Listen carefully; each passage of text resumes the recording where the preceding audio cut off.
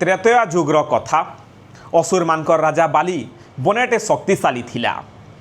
ଜପ ତପ କରି କରି ବନେ ଶକ୍ତିଶାଳୀ ହେଇକରି ଦେବତାମାନଙ୍କୁ ଆକ୍ରମଣ କରୁଥିଲା। ସେ ଆହୁରି ଶକ୍ତିଶାଳୀ ହେଇକରି ଇନ୍ଦ୍ରଲୋକ ଜିତବାର୍ ଲାଗି ବହୁତ ବଡ଼ ଯଜ୍ଞଟେ କରୁଥିଲା। ଖବର ପାଇକରି ଦେବତାମାନେ ପାଲନହାର ବିଷ୍ଣୁ ଭଗବାନଙ୍କର ପାଶକେ ଗୁହାର କରି ଯାଇଥିଲେ। ଭଗବାନ ବିଷ୍ଣୁ ବାଲିର ଅତ୍ୟାଚାରନୁ ଦେବତାମାନଙ୍କୁ ଆଉ ପ୍ରଜାମାନକେ ରକ୍ଷା କରବାର୍ ଲାଗି ବାମନ ଅବତାର ହେଇକରି ତାକେ 3 ପାଦ ଭୂମି ମାଗିଥିଲେ। ପହଲା ପାଦରେ ପୃଥିବୀ, 2 ନମ୍ବର ପାଦରେ ଆକାଶ ଆଉ 3 ନମ୍ବର ପାଦ କେନ୍ ରଖ୍ମି ବୋଲିକରି ବାଲିକେ ପଚରାଇଥିଲେ। ବାଲି ନିଜର ସତ୍ୟ ରକ୍ଷାର ଲାଗି ତାଙ୍କର 3 ନମ୍ବର ପାଦ ନିଜର ମୁଡ଼େ ରଖବାର ଲାଗି କହିଥିଲେ। ଆଉ ଭଗବାନ 3 ନମ୍ବର ପାଦ ତାର ମୁଡ଼େ ରଖିକରି ପାତାଳକେ ପଠେଇ ଦେଇଥିଲେ। ବାଲି ଅସୁର ହେଇକରି ବି ନିଜର ସତ୍ୟ ରକ୍ଷାର ଲାଗି তার জীবনকে ত্যাগ করে দিয়েছিলা। ভগবান খুশ হইকরি নিজের চতুর্ভুজ রূপনে দর্শন দেইকরি তাকে বর মাগবাকে কহিলে।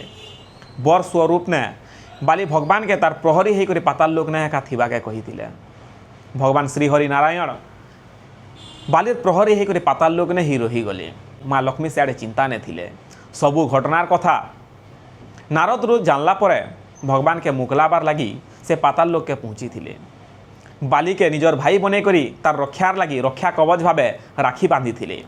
আর উপহার নে মা লক্ষ্মী শ্রীহরি নারায়ণকে মাগিলে।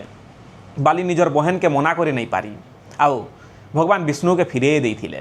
সে দিন থিলা শ্রাবণ মাসর পহেলা পূর্ণমা।